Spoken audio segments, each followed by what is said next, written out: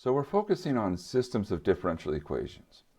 We've already seen that in some cases, by introducing some new variables, we're able to get everything down to first order derivatives. And so we're going to be really interested in what we call linear first order systems. The first order says all the derivatives involved look like first derivatives. There's no second derivatives, third, no, just first derivatives. Linear says how do the things that we're looking for, in this case we're looking for the x's, so the x1 up through xn are functions, how are they related? And they're related in a linear way, which means it's something x1 plus something x2, something xn, plus maybe something on the end. Okay, all right.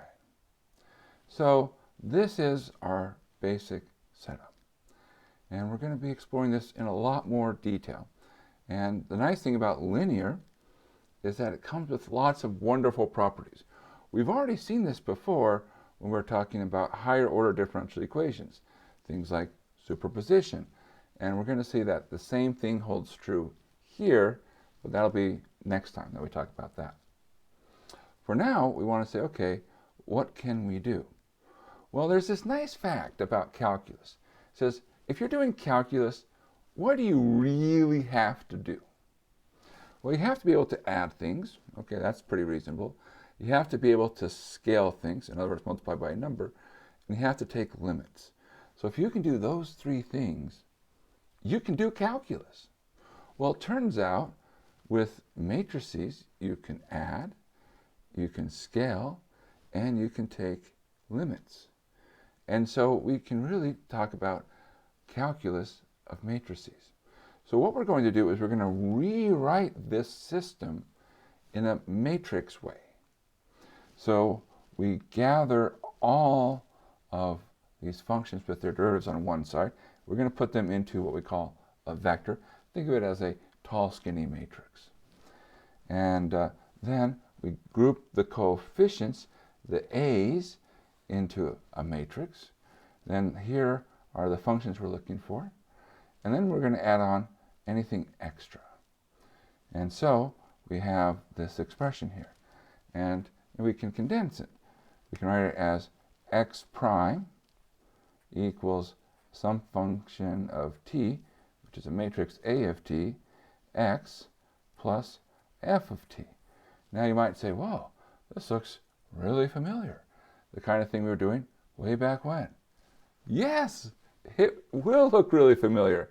And indeed, as we go on, we're going to see, oh, it's a very similar process in many cases. Now, why did I mention calculus? Well, when we think of these matrices and vectors here, we're thinking of them as being functions of t. And so here we have this vector x. So if we think about the derivative, think about derivative in each entry. And so, see, it's this vector here. So that's why we call x and x prime. Now the nice thing is that we still have many of the same results. So if we have a linear system, x prime equals a of tx plus f of t, and some initial conditions, x of a equals x0, then there is a unique solution in any open interval containing the initial conditions, as long as our functions a of t and f of t are reasonable. So in other words, they exist. Solutions exist. It's the same setup we had right at the very beginning when we talked about linear first order differential equations. It's going to be the same philosophy for linear first order systems. We're going to be repeating this over and over again in the next few weeks. And that's because we really want to drive home the point. This is not something new.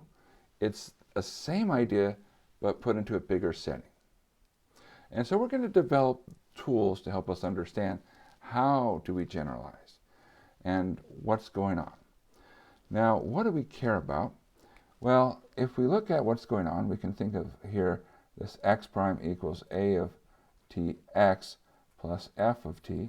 There's a few things. This part right here, well, that determines whether it's homogeneous or non-homogeneous. So if this equals 0, this is what we call homogeneous. And as you know, that's what we prefer. But if it's not 0, then all right, we'll come up with a way to figure it out. And that's what we call the non-homogeneous. All right, great. And then we say, okay, well, what about the A of t? What can we say there? Well, what would we like? And we think back, and we say, well, our favorite thing is when things are just numbers.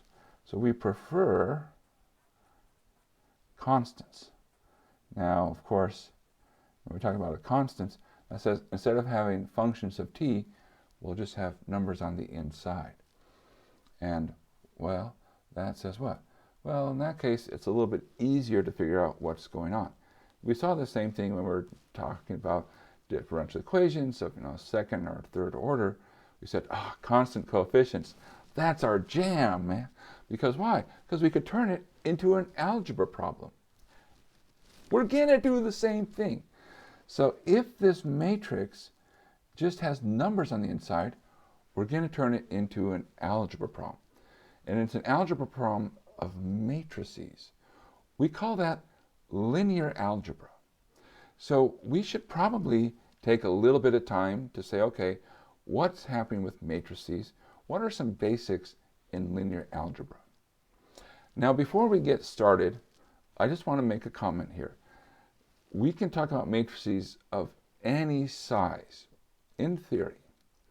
And a lot of the ideas are going to carry over, whether it's a matrix which has size 2 by 2, 5 by 5, 100 by 100. Theory will work. In practice, as we learn these ideas and we try them out, we're going to be very focused and limit ourselves to basically just 2 by 2. I don't think we'll ever do anything with 3 by 3s as we do differential equations.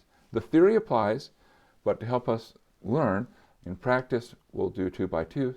The nice thing about that is it's enough to see some differences in what we did before, but there are some nice shortcuts that come along with just 2 by 2s. So let's start by talking about some basics of matrices. At its core, a matrix can be thought of as an array. And so we have this rectangular array, and you can fill it. You can fill it with numbers, you can fill it with functions, you can fill it with operators, you can do some fun mixes as well. As an example, if you think back to Calculus 3, there was this thing called the curl, and you would do a determinant of a 3 by 3 matrix where you had vectors in one row, derivatives, operators in another row, functions in another. It's like, what? And does this even make sense? And we're like, yeah, it works. And like, okay, cool. So, all right. So, in some sense, that's what we have. We have this collection of objects. However, it's not just an array. When we really talk about matrices, we're talking about arrays with benefits. That is to say, they are going to represent something. We're going to get into the details about what they represent in a few minutes. But for right now, we'll start with some very simple things, which is to say, we can do some combining. We can talk about adding. We can talk about scaling. So when we talk about adding two matrices, what do? Well, we do the logical thing, which is to say, we add the corresponding entries. So to do that, we need to make sure that they're the same size. Because if they're not the same size, it doesn't work.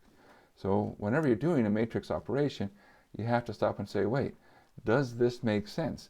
Because if you have incompatibility in sizes in some sense, then it's nonsense. And so sometimes it works, sometimes it doesn't. Now, you can add, but you can also scale. So what does it mean to scale? So it says we're multiplying a matrix by something. And the way we do it is to say, if we're multiplying the matrix, multiply each entry. All right, so recap. To add corresponding entries. To scale all the entries. That's addition and scaling. If you remember back to what we said, that's like 2 out of 3 things to do with calculus. And so it's actually surprisingly easy to talk about those operations. And since we're talking about adding, we should mention a nice matrix. It's called the zero matrix. Now, what is the zero matrix? It's the matrix where everything is zero. Okay, well, what's nice about the zero matrix? Well, the zero matrix behaves like it ought to behave. And in general, adding and scaling behaves like it ought to behave. What do we mean? Well, it doesn't matter what order you add in. You'll get the same thing. If you subtract a matrix from itself, you get 0. If you add 0 to a matrix, you get the matrix you started with. If you scale the result of adding, it's like adding, scaling each individual matrix, and so forth and so on. So in other words, adding and scaling does the intuitive thing. Let's see some examples here. So we have some matrices here, plural of matrix is matrices, and we have this matrix, 3, minus 1, 2, 4, then 7, 3, minus 5, 0, minus 2, 3, 1, 5, 1, 6, and we're asked to find the following, 3a. All right, so if we're looking for 3a, so 3a, well, that's 3, and then 3 minus 1, 2, 4. And what do? We scale each entry. So that would be 9, 3 times 3, minus 3, 3 times 2, 6, 3 times 4, 12. There we go, 3a. All right, great. What about a plus 3? Okay, well, a plus 3. So that looks like 3 minus 1, 2, 4 plus 3. What is that? It's nothing. It's nothing. This is nonsense. It doesn't make any sense as to what's going on. And so sometimes you have to think about, wait, does this make sense or does it not make sense? So matrices are one thing, numbers are another. We can't add the two together.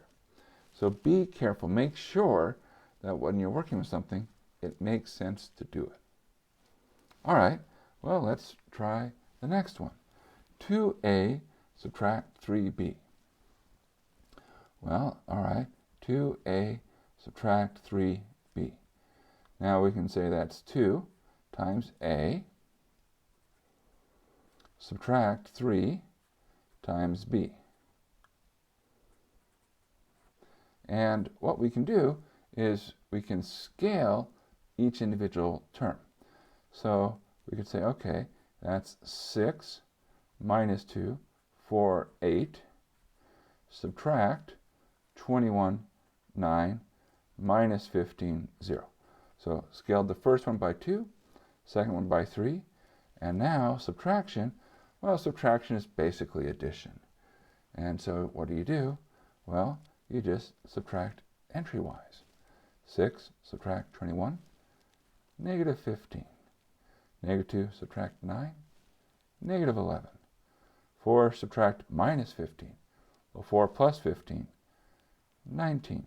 8 subtract 0, 8. And we're done. Good. All right, well, that's nice. Okay, what about the next one? Minus c. Well, what's that? Well, you can think of a minus is really saying that's negative 1 times c. So you're scaling the entries of c by negative 1. So we say, oh, okay, so now we just scale each entry by negative 1, and we get 2 minus 3 minus 1 minus 5 minus 1 minus 6. And that's that. Great. Now, one more, and we'll be done. All right. What about c plus a? And c plus a. Put it over here. So negative 2, 3, 1, 5, 1, 6, plus 3, minus 1, 2, 4. What's the result? Nonsense. Why? They're incompatible in their sizes. In other words, it doesn't make sense to add the corresponding entries because the entries don't correspond. They're not the right sizes. So this is another case where it's like, oh, it doesn't make sense. Now, I just want to say, when we put problems, we're not going to have nonsense, but problems, right? We're going to actually have problems that we can work with. But I do want you to be aware, to be careful. Think about things and think about, wait, does this really work? And if it doesn't, think about why. But all right, good. So we can add, we can scale. What's next? Well, the next logical thing is multiply. And it turns out we can multiply matrices. Now you might say, well, how do you multiply? And if you're looking around, you're like, well, you know, we added entry-wise, we scaled entry-wise, so let's just multiply entry-wise. In other words, multiply corresponding entries. Now the nice thing about this, it makes sense. It's easy to remember, easy to do. The bad thing about this, it's useless. It's no good. And well, that's a pretty bad thing. So you might be saying, wait, what do you mean it's no good? Well, because we have to go back to understanding what a matrix is. We said it's an array, but it's really more than an array. It represents something. And it's understanding what it represents that helps us understand how multiplication works. Okay, so let's take a minute to look. Where matrices get their power from is that they represent systems of equations. So in particular, we have, let's say, these two equations. And there's going to be a lot of subscripts here, and I apologize for this, but this is just to keep things very general. So what we have is we have some combination of x1 and x2 produces y1 and y2. And we can write this in matrix form, a11, a12, a21, a22, x1, x2 is y1, y2. Now, what's going on here? Well, what's going on here is you can think of it as doing the following. If I give you a pair of numbers, x1, x2, then I can plug x1, x2 here, and out comes a new pair, y1, y2. So the matrix is saying, oh, if feed in a pair, I'll output a new pair. And you can think of it a lot like you would like a machine. So you have your basic thing here. So you have your x1, x2 pair. You feed it in to this matrix, a11, a12, a21, a22, and then what comes out of the machine is your y1, y2. So it's a rule for how to go between your x's and your y's. Now you might say, well, wait a second, this looks like solving a system of equations. What does it mean to solve a system of equations in this setting? Well, if I'm thinking of y1, y2 as a particular set of numbers, then essentially the goal is to say, what input hits that output? And so that's what solving a system of equations means. How do I pick the right input to get the desired output? All right. So if that's what a matrix represents, a rule to take one pair to a new pair, what if I have two rules? Okay, so now I have a second rule. And I have a rule that takes a pair y1, y2 and z1, z2. So that is to say, I have a way to combine the y's and I produce z's. So I have, again, the matrix B, y1, y2 is z1, z2, which means that there's a second machine that we're going to feed this into, and I did not plan well here, so but B11, B12, B21, B22, this matrix. And what happens is I output Z1, Z2. Okay, so I have input X's, which make Y's, input Y's, then I get Z's. Now, when we think about A and B together, the combination of A and B, we really are thinking about sort of chaining the process, and sort of we're saying, you know, don't even think about the intermediate Y. I want to go straight from X1, X2 to Z1, Z2. How do we do that? Well, okay, let's talk about that. So here we go. We start with our X's. We're going to feed it into our first machine. This is our first machine, into A. And then we're going to feed that result into our second machine, B. So our goal is to say, okay, what's the combination of these two? Can we combine them into one? One rule to rule them all. And so we say, all right, well, we have relationships. In other words, we know how the Y's relate to the X's and the X's. And we say, okay, great. So let me pull back this slide for just a second here. So remember, here we go. What do we have?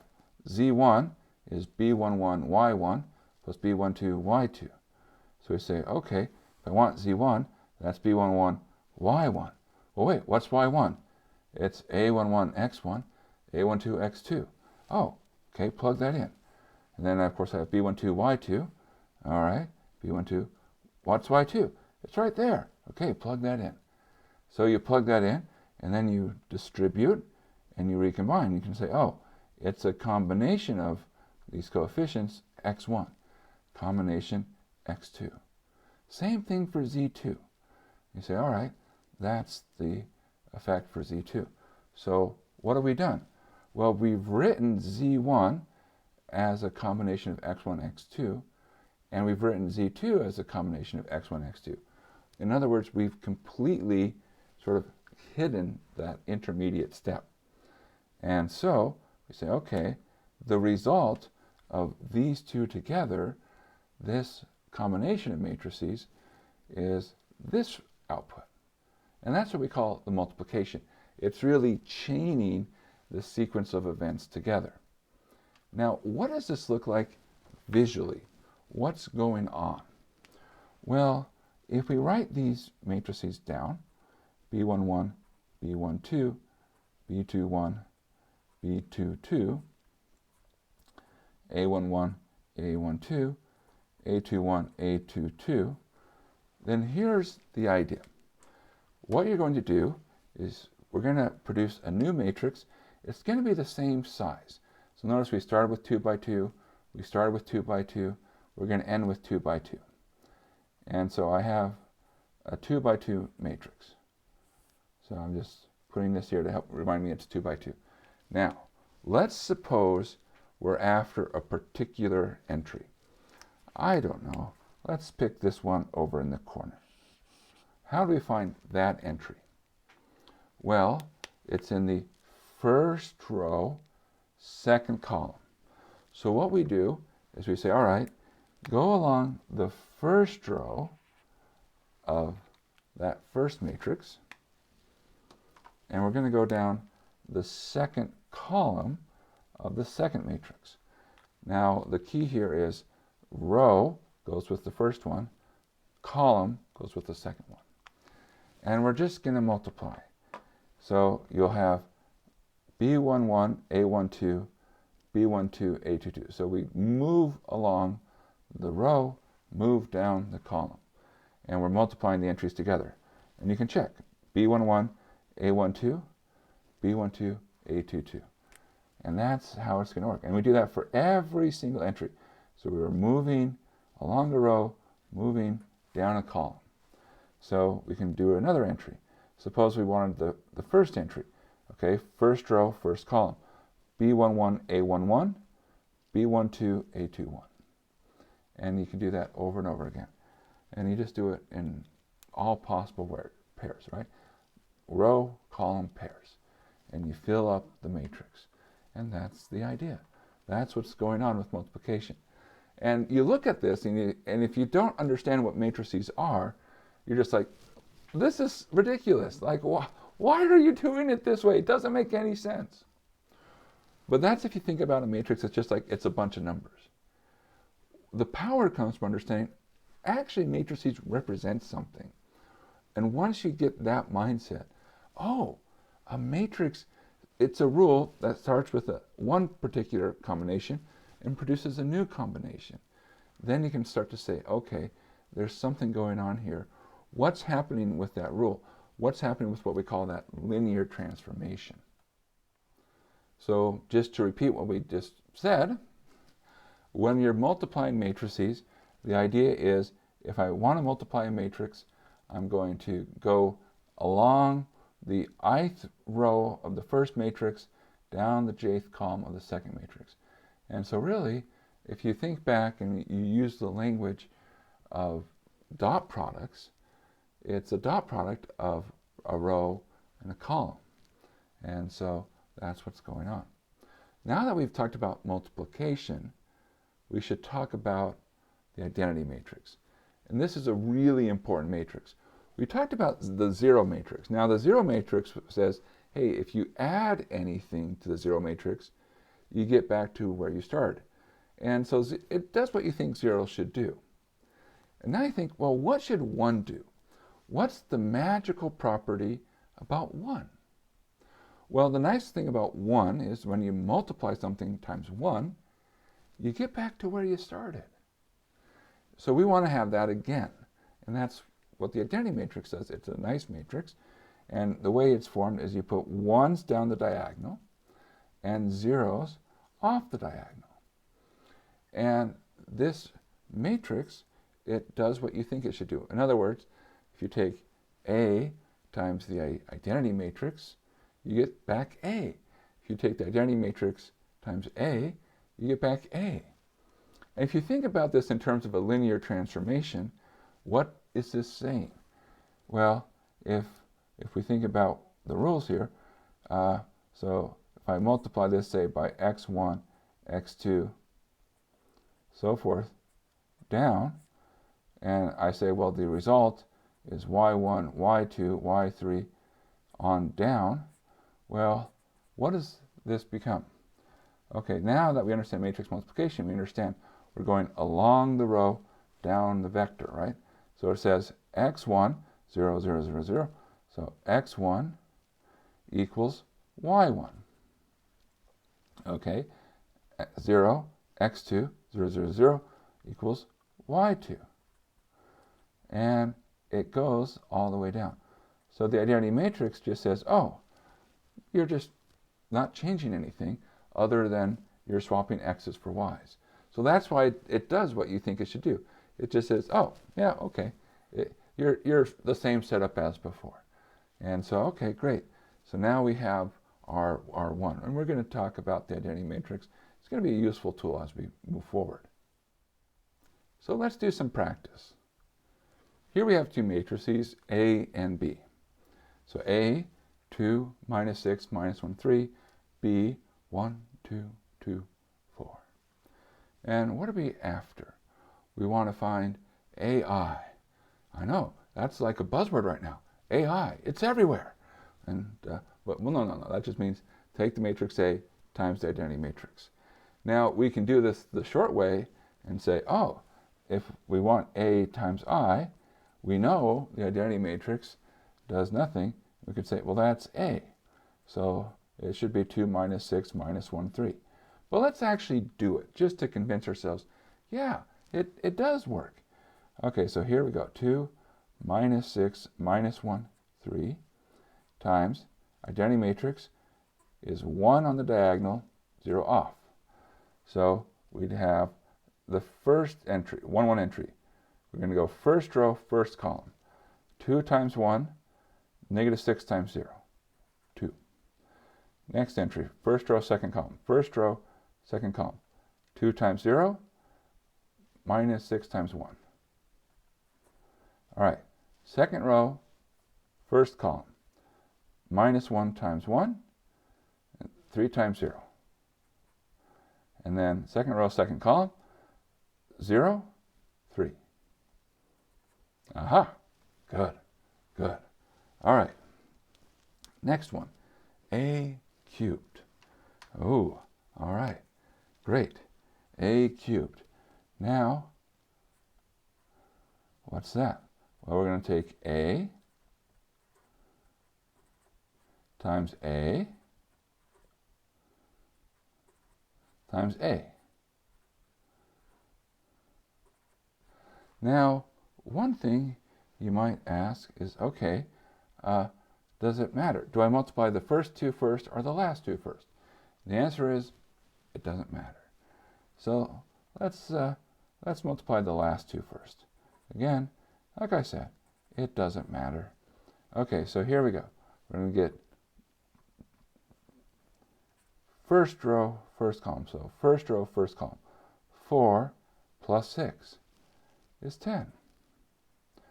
12, oops, minus 12, minus 18. That's minus 30.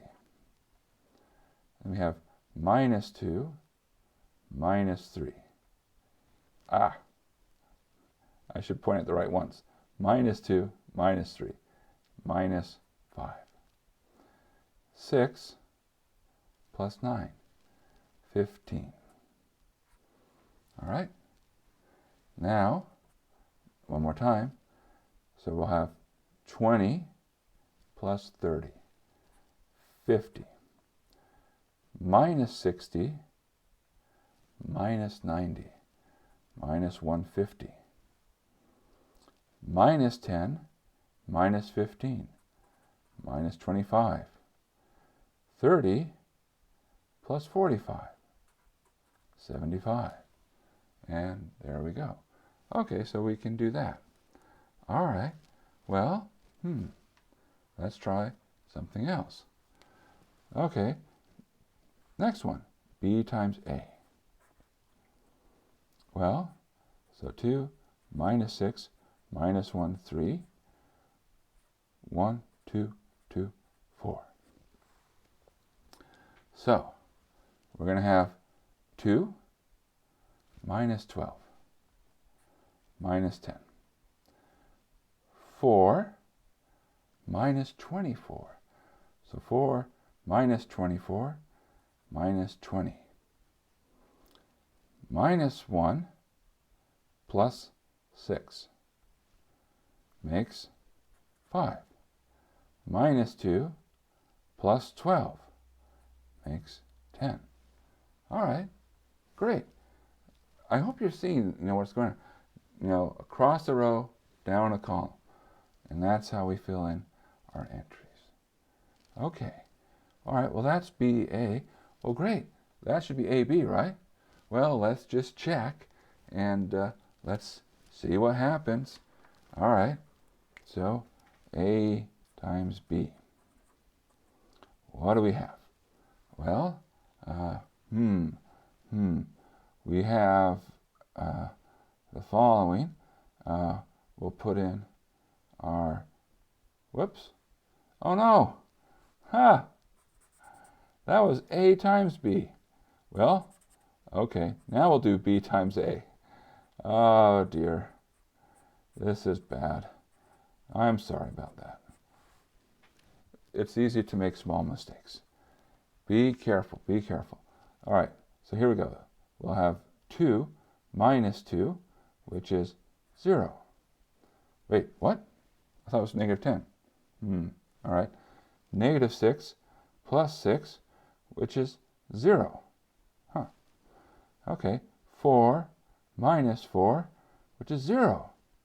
Minus 12 plus 12, which is 0. What? Okay, now this is weird. Why is this weird? A couple of things have happened here that have shooken our foundation. One thing is these are not the same. So in general, A times B is not the same thing as B times A, which tells us what? It tells us order matters. And in other words, the order that you do the multiplication of the matrices might produce a different answer. So you have to be careful. But there's another weird thing that's going on. This b times a. What did you notice about the output? Well, we have b times a is the zero matrix. Well, think back to zero. There's a cool property about zero that we've used a lot. We definitely use it a lot in algebra. We've even mentioned it a few times. Namely, if two things multiply to zero, what should be true? Something should be zero. But you'll notice b, that's not the zero matrix, and a, that's not the zero matrix. So you have to recognize that yes, some ideas are still true, but some ideas aren't. And so be careful. You have to learn to adjust. But that's all right. That's what we're doing right now. We're learning to adjust. Now that we've done multiplication, you might say, okay, how about division? Can you do that? Well, yes, in some cases, but not always. So when we think about dividing, we can say, well, what does it mean to divide? It's the same thing as saying, I'm multiplying by something which produces 1. So here's an example to think about. If I want to have the number, say, 2, and I say, I want to divide by 2, well, to divide by 2 is the same as to multiply by a half. Because what happens? A half times 2 is 1. So we can say, okay, so if I want to divide, I'm really after finding something where I can multiply and I make it 1. Well, what's 1 for us? The identity. So we say, okay, well, then we're really saying if we have a matrix A, to divide says I can find a B so that A times B is B times A is the identity. And we could denote this as the inverse of A. Now here's where things get strange. Not everything has an inverse. So we have to give up on the idea that, things work like numbers. We've already kind of seen that, right? We just saw multiplication doesn't matter what order you do it. You can multiply two non-zero things and get 0. And now we're saying not everything has an inverse. It can't always divide out. So when can we? Well, it turns out you have to check one thing. Is the determinant 0 or non-zero? Now there's other ways to verify if you have an inverse, but for us, just to keep it simple, if the determinant is non-zero, you have an inverse. If the determinant is 0, hopeless. Can't happen. Now, how do you find that? Well, all right, let's just refresh ourselves about determinants. So if you have a 2 by 2 matrix, and so in particular a square matrix, there's something called the determinant, and it's a value associated with the matrix. We've been doing 2 by 2 determinants for quite a while. We've been doing it, for example, using Cramer's rule and other things. And so for 2 by 2s, we have matrix A, B, C, D, and the straight lines means determinants, and we're going to take the diagonals. And we say, all right, so we're going to take A times D minus B times C. In the language of these linear transformations, the determinant actually has a nice physical interpretation. If we're thinking about going, say, with just real numbers in the inside of the matrix, it actually represents a volume. And if you took Calc 3, you actually saw examples of this. But we'll skip over that for now because that's not going to be important for us. So, okay, back to inverses. For 2 by 2s, how do you find the inverse? Well, the answer is, if I want the inverse of this matrix, A, B, C, D, we take in front 1 over AD minus BC. That's what?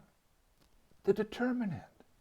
You say, oh, well, that's probably why you want that to not be 0. Exactly why, right? Because if you take 1 over 0, hopeless, hopeless. Doesn't make any sense. So we want to make sure it's non-zero. So that's why we say do that. And then you have to do a little bit of sort of altering. Now there's two things. One is the diagonal, you're going to switch.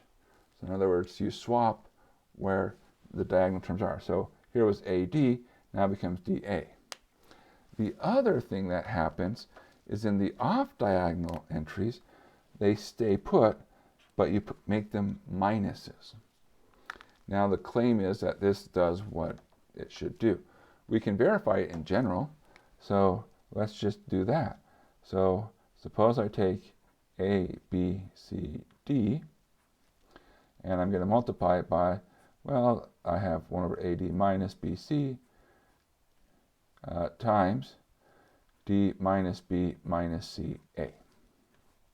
All right, now this is a scalar, and scalars can move, and so you get 1 over A D minus BC, A, B, C, D, D minus B minus CA. And now let's carry through the computation. We get A times D minus B times C. So AD minus BC minus AB plus AB. 0. C times D minus C times D. 0. Minus BC plus DA. And then you say, well, wait, that matches with that matches with that, of course, thinking them as numbers, which means that we end up with 1, 0, 0, 1, which is the identity. And so, aha, we verified the formula. And so now, if we see a 2 by 2 matrix and we have to find the inverse, and there will be times that we do this. So this isn't just like, well, hypothetically we might. No, there will definitely be times in the near future that this happens. So let's just make up numbers. This is always, you should always be careful to make up numbers, but all right, we'll just, here we go. 3, 1, 2, minus 2. What's the inverse? Okay, so it's 1 over, take the determinant. So we have 3 minus 2, subtract 2, 1. And the rules, swap the diagonal. So minus 2, 3. Change the signs in the other diagonal. Minus 1, minus 2. Well, we have here minus 6, minus 2, so this is 1 over negative 8. Minus 2, minus 1, minus 2, 3. Well, we can move a negative inside. So we get 1 over 8, 2, 1, 2, minus 3. And there we go. It's as, I don't want to say it's as easy as that, but once you know the rule, the formula, it won't take you very long, and you can carry it out. Now for 3 by 3 inverses, this rule gets more intricate. There's more procedures, and it can be done. In fact, it's not a terrible amount of work, but it does take work. And for that, I'd recommend taking linear algebra to learn, or in the short term, in case you need to see a problem. Not that you'll see one on a quiz or exam here, but if you see a problem, computers are great. Computers love linear algebra. It's like their jam. They're like, yeah, linear algebra, that's my jam, man.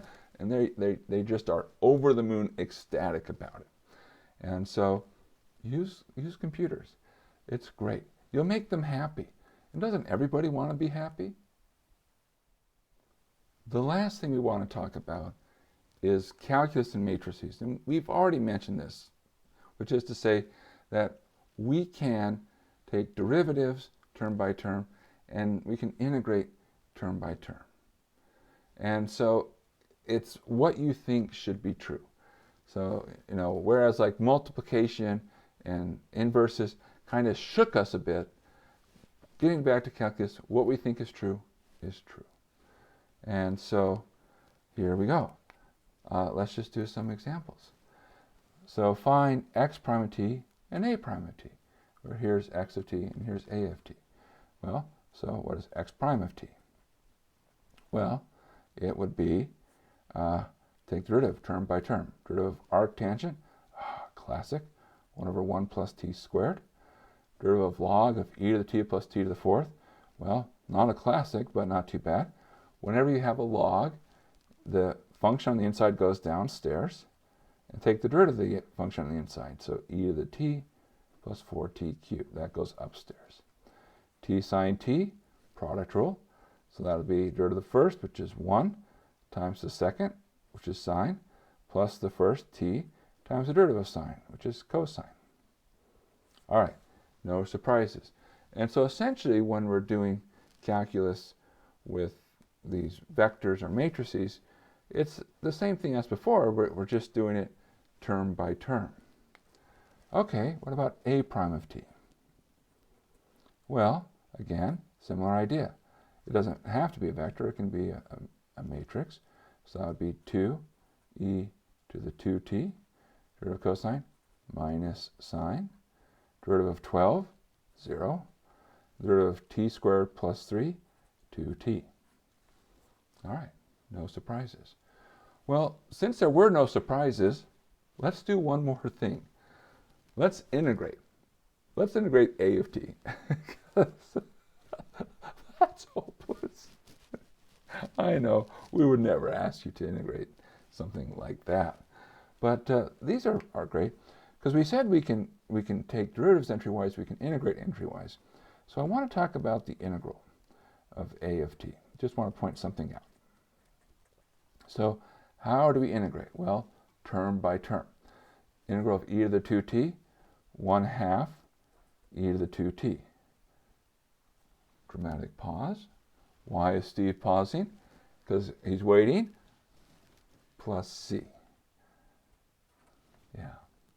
You need a constant. Okay, cosine t. Integral of cosine, positive sine, plus d. Now wait, why does that have to be different? Because they can be different values. Oh, okay. So now we have it going on. All right, we know the game here. Integral of 12 is 12t. Add another constant e. Integral of t squared plus 3, 1/3 t cubed plus 3t plus f. Now, you can think of this in another way, which is to say, I can integrate each entry, not worry about the constants. And if you do that, you'll have this expression.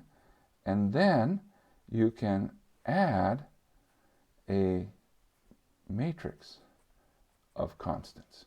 And so when we do encounter integration, we'll remember that, oh, there's constants involved. Now, so if you integrate the entries of a matrix, okay, you get a constant for each entry.